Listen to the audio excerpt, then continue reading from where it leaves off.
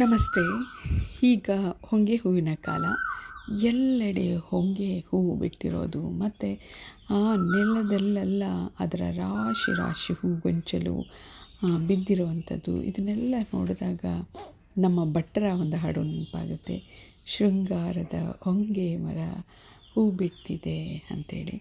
ಆ ಒಂದು ತಂಪಾದ ಒಂದು ಮರದ ನೆರಳು ತಾಯಿಯ ಮಡಿಲಷ್ಟೇ ಪವಿತ್ರವಾದಂತಹದ್ದು. ಆ ಥರದ ಒಂದು ತಂಪಾದ ವಾತಾವರಣವನ್ನು ಈ ಬಿಸಿಲ ಬೇಗೆಯಲ್ಲೂ ಪ್ರಕೃತಿ ನೀಡಿದೆ ಅಂದರೆ ಅದಕ್ಕಿಂತ ಮಿಗಿಲಾದದ್ದು ಇನ್ನೇನಿದೆ? ಸ್ವರ್ಗ ಇಲ್ಲೇ ಇದೆ ಅನ್ನುವಂಥ ಕಲ್ಪನೆ. ಅಂದರೆ ಒಂದು ಕಡೆ ಪ್ರಕೃತಿದತ್ತವಾಗಿ ಬಿಸಿಲು, ತುಂಬ ಬಿಸಿಲು ಯಾಕಿದೆ? ನಾವು ಮಾಡಿದಂಥ ಪಾಪಗಳು, ಸಾಕಷ್ಟು ಪಾಪಗಳನ್ನು ನಾವು ರಾಸಾಯನಿಕವನ್ನು ಬಳಸಿ ಪರಿಸರವನ್ನು ಹಾಳು ಮಾಡಿದ್ದೀವಿ. ಆದರೆ ಪ್ರಕೃತಿ ಅದರ ಜೊತೆಗೆ ತಂಪಾದ ಒಂದು ನೆರಳನ್ನು ಕೂಡ ನಮಗೆ ನೀಡ್ತಾ ಇದೆ. ಆದರೆ ಪ್ರಕೃತಿ ಎಂದಿಗೂ ತನ್ನ ರೋಷವನ್ನು ವ್ಯಕ್ತಪಡಿಸಲ್ಲ. ತುಂಬ ತಾಳ್ಮೆಯಿಂದ ಭೂದೇವಿಗೆ ಭೂದೇವಿನೂ ಕೂಡ ಅಂದರೆ ಎಲ್ಲವನ್ನು, ಈ ಎಲ್ಲ ಪಾಪಗಳನ್ನು ಸಹಿಸೋ ಶಕ್ತಿ ಇರೋದು ಭೂದೇವಿಗೆ ಮಾತ್ರ. ಹಾಗಾಗಿ ಆಕೆ ಎಲ್ಲವನ್ನು ಸಹಿಸ್ಕೋಬೇಕು. ಆ ಸಂದರ್ಭದಲ್ಲಿ ಅವಳ ಒಡಲನ್ನು ತಂಪು ಮಾಡಲಿಕ್ಕೆ, ಆ ಭೂದೇವಿಯ ಒಡಲನ್ನು ತಂಪು ಮಾಡಲಿಕ್ಕೆ ಅದೆಂತಹ ಅದ್ಭುತವನ್ನು ನಮ್ಮ ಪ್ರಕೃತಿ ಸೃಷ್ಟಿ ಮಾಡಿದೆ.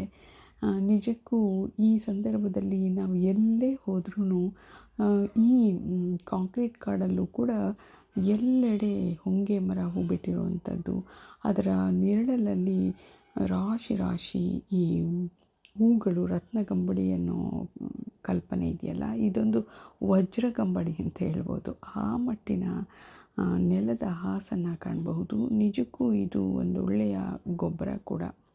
ರೈತ ಇದು ಹಿಂದೆ ಹೊಂಗೆ ಮರದ ತೋಪುಗಳನ್ನು ನೆಡ್ತಾಯಿದ್ರು. ಅಲ್ಲಿ ಹೂವು, ಎಲೆ ಇವುಗಳನ್ನೆಲ್ಲ ಸಂಗ್ರಹ ಮಾಡಿ ಅದರೊಂದಿಗೆ ಒಂದಷ್ಟು ಹಸುವಿನ ಸಗಣಿ ಈ ಥರದನ್ನೆಲ್ಲ ಮಿಶ್ರ ಮಾಡಿ ಅದನ್ನು ಬೇಸಾಯಕ್ಕೆ ಬಳಸ್ಕೊಳ್ತಾ ಇದ್ದರು.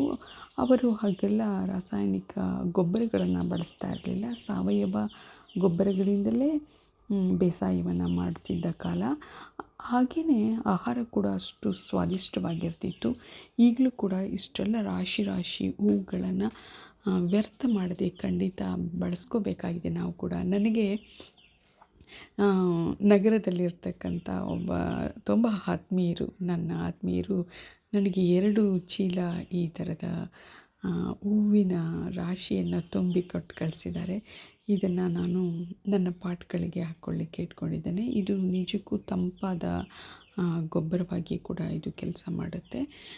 ಈ ಬಿಸಿಲ ಬೇಗೆಯಲ್ಲಿ ಗಿಡಗಳ ಬುಡ ಹಾಳಾಗದಂತೆ ಕಾಪಾಡಲಿಕ್ಕೆ ಈ ಹೂವನ್ನು ಗಿಡದ ಪಾಟ್ಗಳಿಗೆಲ್ಲ ನಾವು ಹಾಕೋದ್ರಿಂದ ಅದು ಕಾಲಾನಂತರ ಗೊಬ್ಬರವಾಗ್ತದೆ ಮತ್ತು ಗಿಡಕ್ಕೆ ತಂಪನ್ನು ನೀಡುತ್ತೆ.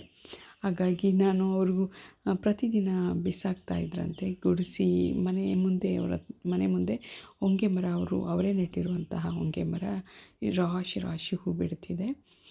ನಾನಂದೆ, ಆಂಟಿ ನನಗೆ ಬೇಕು ಅಂತ. ಹಾಗಾಗಿ ಅವರು ನನಗೆ ಇದನ್ನೆಲ್ಲ ಕ್ಲೀನ್ ಮಾಡಿ, ಅದು ಬೇರೆ ಯಾವುದೂ ಕಸವನ್ನು ಹಾಕದೆ ಬರೀ ಹೂಗಳನ್ನೇ ನನಗಾಗಿ ಸಂಗ್ರಹ ಮಾಡಿಕೊಟ್ಟಿದ್ದಾರೆ.